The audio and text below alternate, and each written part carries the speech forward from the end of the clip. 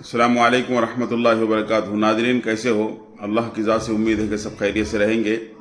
अल्हम्दुलिल्लाह, रैली कल यानी पीर को, मंडे को 11 मार्च 2024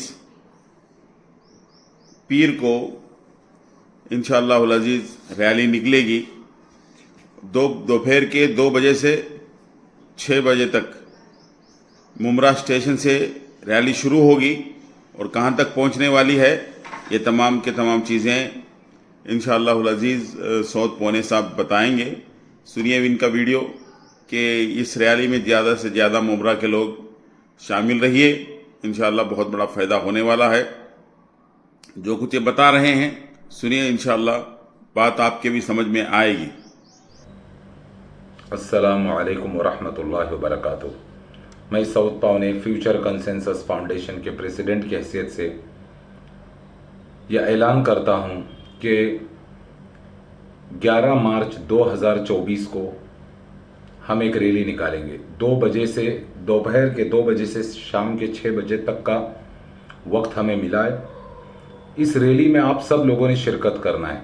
मैं एक और वीडियो बनाकर इसके बाद मेरा एक और वीडियो आएगा जिसमें आप लोगों को बताया जाएगा कि रैली कहां से कहां तक जाने वाली है। आप जितने भी आसपास के लोग हैं और जो मुमरा के लोग हैं, मैं उनसे ये अपील करूंगा कि आप लोग इस रैली में कसरत से शिरकत कीजिए, क्योंकि उसके बाद फिर रमज़ान है। हमने कोशिश यही करी कि सैटरडे या संडे की परमिशन मिले, लेकिन परमिशन मंडे की मिली और फिर रमज़ान का पूरा महीना रैली नहीं निकाली जा सकती है, पॉसिबल नहीं है, सब रोज़ेदार होते हैं। तो इसीलिए मंडे के दिन को प्रीफर किया गया है। तो इस रैली को आप लोगों ने कामयाब बनाना है। नुहैरा शेख के जुल्म के खिलाफ आप लोगों ने नारे लगाने हैं। हीरा ग्रुप ऑफ कंपनीज के जुल्म के खिलाफ आप लोगों ने नारे लगाने हैं। और ऐसी अभी बहुत सारी रैलियां इंशाल्लाह आगे भी निकलेंगी, प्रोटेस्ट होते रहेंगे, एहतिजाज जारी रहेगा जब तक नुहैरा शेख हमारी पैसे नहीं देती है। नुहैरा शेख के पास पैसे देने के तमाम वसाइल और जराए हैं। नुहैरा शेख ने जेल जाने से कबल प्रॉफिट्स डिक्लेयर करे थे। आज लोग तबाह हो बर्बाद हो चुके हैं, कोई उनकी बात करने के लिए तैयार नहीं है। कहां गए वो सारे सपोर्टर्स, कहां गए वो सारे लोग जो नुहैरा शेख की तायीद किया करते थे? आज सब के सब खामोश है। किसी को अंदाजा नहीं है कि अगर लोगों के पैसे नहीं मिले तो कितनी बड़ी तबाही और बर्बादी यहां पर होगी। नुहैरा शेख जिस दिन से जेल से बाहर निकली, वो सिर्फ वादे कर रही है और टाल मटोल कर रही है। ज्यादा कोई बात करेगा तो बोलती है कोर्ट का रास्ता पकड़ो, क्योंकि उसे अच्छी तरीके से मालूम है कि वो कोर्ट 10, 15, 20 साल तक खेल सकती है। भाई, आज डेट तलक के नुहैरा शेख हमारे सवालों का कोई जवाब उसके पास नहीं है। वो या तो एलिगेशन लगाती है कि आप लोग MIM के आदमी हो, एंटी सोशल एलिमेंट्स हो, फलाना हो, ढिमकाना हो, आप साजिश करने वाले हो। अरे बाबा, हम जो भी है, हम तो 1000 बार बोल चुके कि MIM पार्टी से हमारा कोई ताल्लुक नहीं, असदुद्दीन ओवैसी से हमारा कोई ताल्लुक नहीं, ना हमें उस पार्टी से कोई ताल्लुक आगे भी रखना है। अगर मेरे से कोई पूछेगा तो मैं कांग्रेस पार्टी को फेवर करता हूं, सपोर्ट करता हूं। आम आदमी पार्टी के काम से मैं इंप्रेस हूं,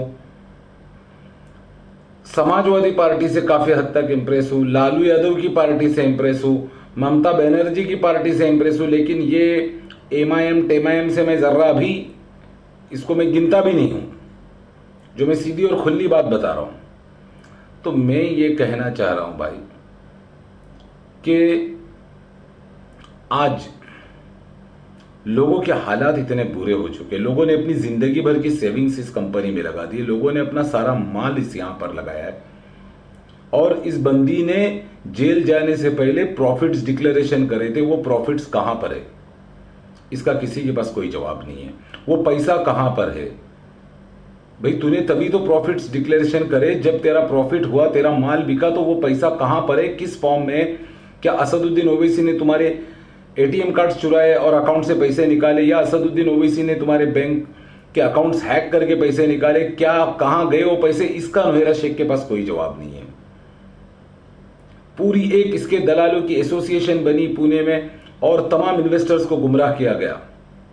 इसीलिए हम एमीज और क्योंकि एमीज और डीएसएस डे 1 से इन्वेस्टर्स के पैसों की रिकवरी कराने के बजाय ये लोग इन्वेस्टर्स को गुमराह करने में लगे रहे। इसीलिए हमारी एसोसिएशन इन पर भी कार्रवाई करने को तैयार बैठी हुई है और करके रहेगी इंशाअल्लाह। अभी फिलहाल आप लोगों से मैं ये भी रिक्वेस्ट करता हूं कि जो कोई भी मटेरियल आपके पास है, चाहे वो एसएमएस की शक्ल में हो, ईमेल की शक्ल में, जो इन्होंने प्रॉफिट्स डिक्लेरेशन करे थे और जो मैसेजेस आप लोगों को आए थे, जिस किसी के पास भी जो कुछ भी है वो हमें आप लोग भेजिए और मैं आपको हमारे फाउंडेशन के जनरल सेक्रेटरी इमरान शेख का नंबर बताता हूं 7666805194 7666805194। इस पर आप लोग जो कुछ भी है आपके पास एविडेंस, वो एविडेंस भेजिए, क्योंकि अब हमें हीरा ग्रुप ऑफ कंपनीज के खिलाफ तमाम एविडेंसेस तैयार करने हैं। ये जो हमने एसोसिएशन बनाई है, ये पुणे एसोसिएशन की तरह लोगों को गुमराह करने के लिए नहीं बनाई है।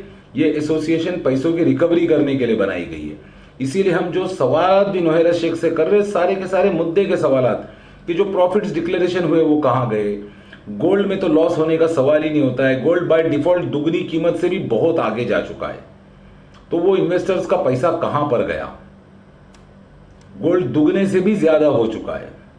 गोल्ड आज 63-64 हजार रुपए पर ट्रेड हो रहा है। तो पैसा गया कहां पर?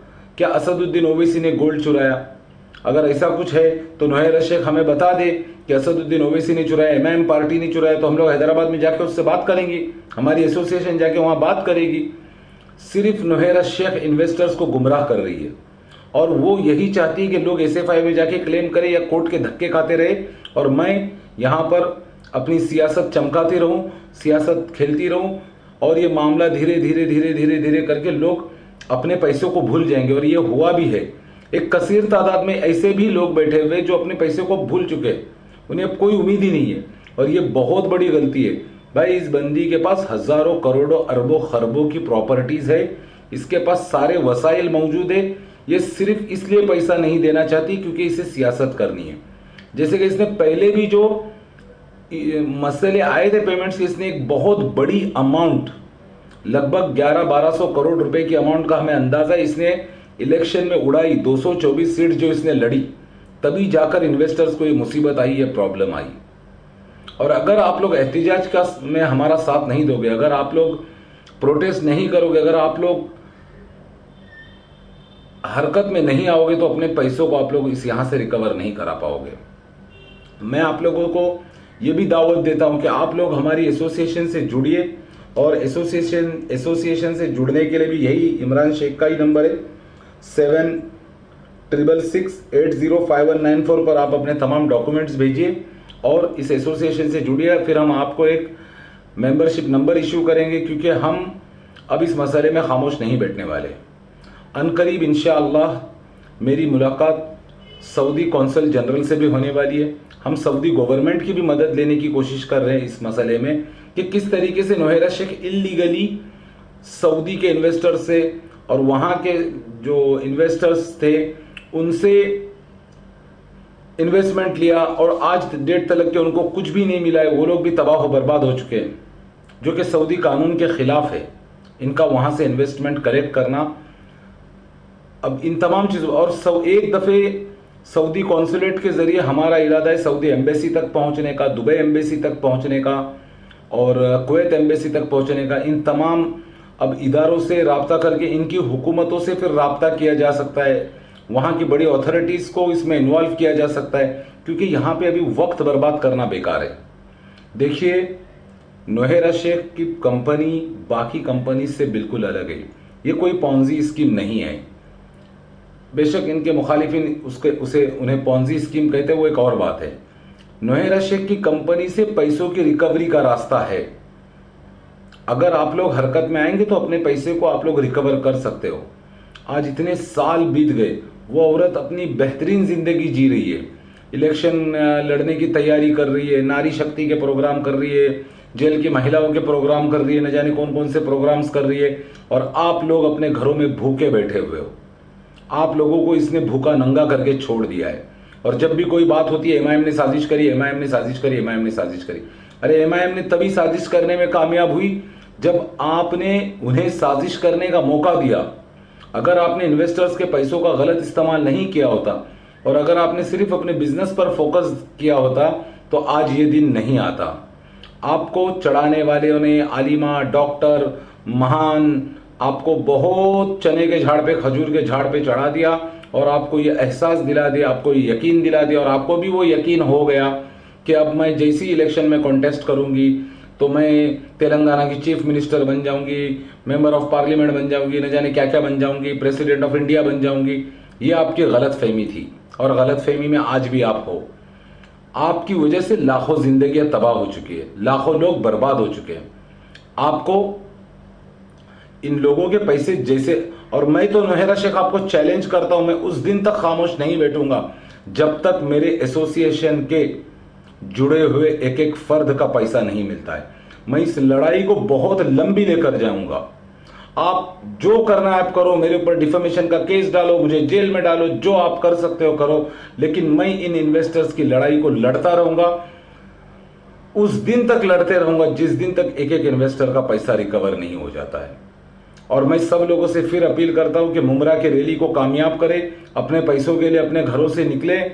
अब एहतिजाज करना पड़ेगा, अभी से हम कुछ करेंगे तो कुछ ना कुछ आने वाले दिनों में हमारे लिए कोई ना कोई रास्ता निकलेगा और हमारा पैसा यहां से रिकवर होगा।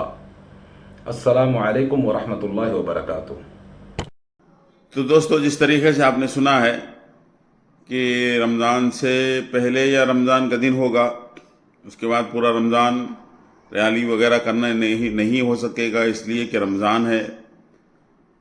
तो नाजरीन, आप हजरात मुंबई के जो रहने वाले हैं, मुमरा के जो रहने वाले हैं, ज़्यादा से ज़्यादा इस रैली में शिरकत कीजिए। जो लोग नहीं पहुंच पाते हैं, जो लोग दूर दराज हैं, वो उन तमाम हजरात से दरख्वास्त है कि वो तमाम हजरात दुआ फरमाएं। अस्सलामु अलैकुम वरहमतुल्लाहि वबरकातुहू।